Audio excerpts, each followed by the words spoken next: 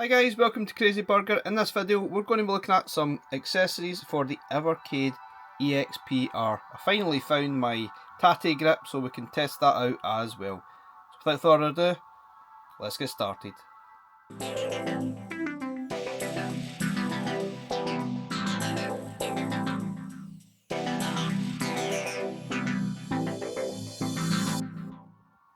Guys, welcome to Crazy Burger. So unfortunately I didn't include this in my EXP-R review video because I could not find the Taito grip for the life of me, but I finally found it, so I can probably test it in this video on the new sort of retro look of the EXP-R. Obviously the colour of this was more designed for the sort of greyer version. Obviously this was last year's model, and it fits that one perfectly. It didn't fit the original EXP as well.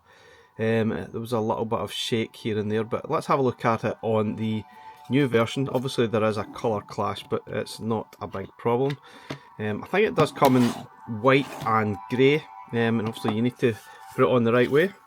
There's your Taito mode button on the side there, so it basically slides on pretty easily and then it clicks into position. Now I think the Taito mode button there does actually stop it from sliding back and forth too much, but you can see it's pretty solid. It doesn't have a lot of movement in it, which is obviously ideal, but there is a little bit back and forth. But when you're actually playing it like so, it's absolutely fine. Now this is definitely one of the best ways of playing Taito mode games without a doubt, and obviously you press the button, it activates the game. Now if I choose one of these games here, now it does look a little bit cumbersome, but honestly it does make a massive difference when you're playing these type of games. It does help, especially if you're playing these games for a little bit longer than maybe 10 minutes or so, 20 minutes. It makes a massive difference. Unfortunately it's not going to sort of display in the full screen here, but honestly using this is so much better than it was before. Unfortunately you still have to obviously reach up high to insert a coin and press the start button, but you can use these two buttons down here as normal, and yeah, this is great. Now obviously there might be some turbo functions that you may need to remap the buttons for, which means a lot of the sort of turbo functions are allocated to I think it's usually the X or Y button that the turbo functions are allocated to. I think you can go in and actually edit the controls. You can see in this particular instance we've got X as the fire turbo, then you get the eradicator. So we're obviously going to be missing some buttons, so it's not totally ideal. I'm pretty sure you can actually edit the controls. So let's go back to the main screen and have a look. Oh, I always forget the right button to choose here. Now if you actually go back to the main menu, you can go into the ellipse here. Oh, now I'm pressing all the wrong buttons. So you can edit the controls and then you just continue here, which I think you can maybe edit the A and B buttons, just go through the actual process, and you can maybe set the A button to the I think the turbo function. I'm pretty sure you can do this. So let me just cancel those changes. Yeah, so if you want to change that you can, but obviously you generally are stuck to two buttons. It's really difficult to reach down around all the other buttons when you're playing a Taito mode style game. But I have to say I would totally recommend the Taito grip if you are interested in playing these type of games. So this retails for about $19.99 on Funstock or Amazon or wherever else you pick up your Evercade stuff. Hopefully you should find it there. So to remove it, you really just hold down the Taito mode button and then just slide the grip off, and it should come off no problem at all, just like that. Now before we move on to the actual cases that I've got for my various EXPs, something I probably wanted to touch on that was highlighted to me last week, but it is quite obvious when you notice, is the colour of the EXP-R Solo version. This is supposed to be a sort of grey colour. Obviously the last year's model is more like a dark grey, but if you sort of compare the two, it's closer to white than grey. But that's not really the issue I've got here. If you sort of compare it to the actual graphics on the sort of box that came with it, you can clearly see it is quite grey.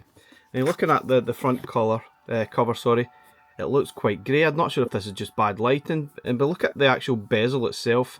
It looks even darker than the actual outer shell. I'm not entirely sure what's happened. In all their sort of videos and correspondence recently, it's this colour that you will see, but in reality, in the actual box, the EXP-R looks a lot lighter in comparison. You can clearly see the bezel. It is more white than actual grey. If you sort of compare the two colours, it's not even close, is it? I'm not sure if it's just bad lighting or it's been a bit of a design change at some point. But the model we have now is closer to white than it is to the sort of grey version that they've been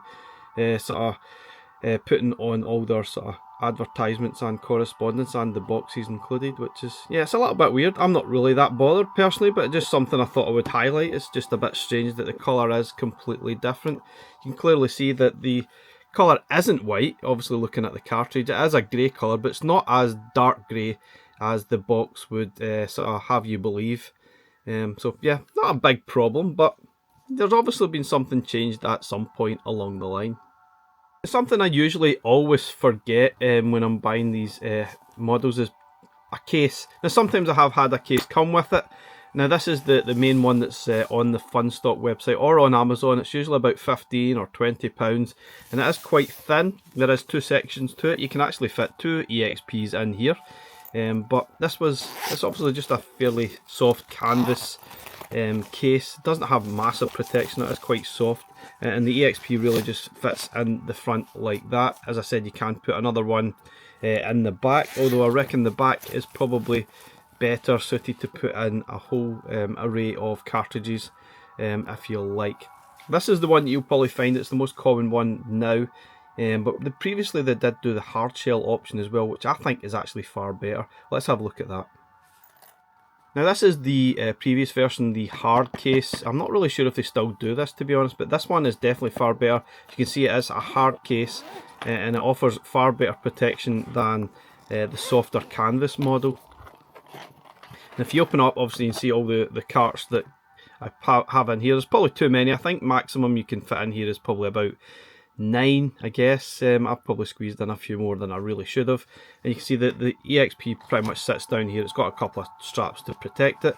Now you probably want to turn it the other way so you don't get any scrapes on your screen from the cartridges up above, but it's never really affected me yet. But for me, this is the model I prefer.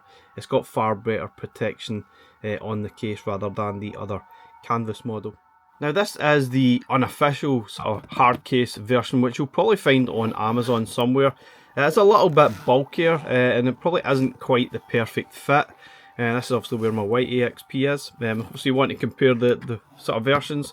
You can clearly see that there is a colour difference. This is the white version and it's slightly off-white, I think, rather than grey.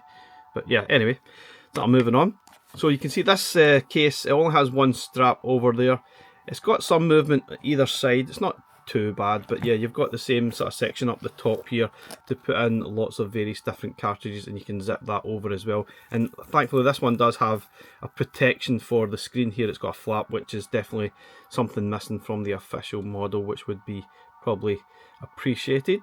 This one's probably, you might even find this one for about a tenner on Amazon, and it's pretty solid. It does the trick, just a little bit bulkier than you would probably like, I guess, but it's not bad for what it is. Now if you're really old school, this is the original Evercade case. This is more like a sort of soft canvassy thing.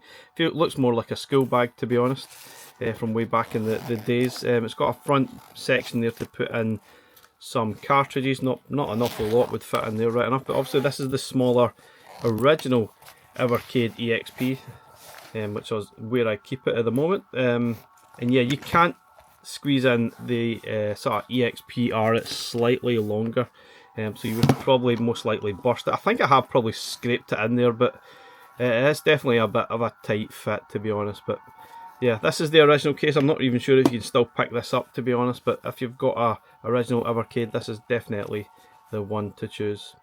Now don't forget, there are various accessories on Funstock. You can find such things as t-shirts, you can find even notepads and pens, and if you're lucky enough you might even have had one of these, which is a sort cloth to clean your EXP, which is pretty cool.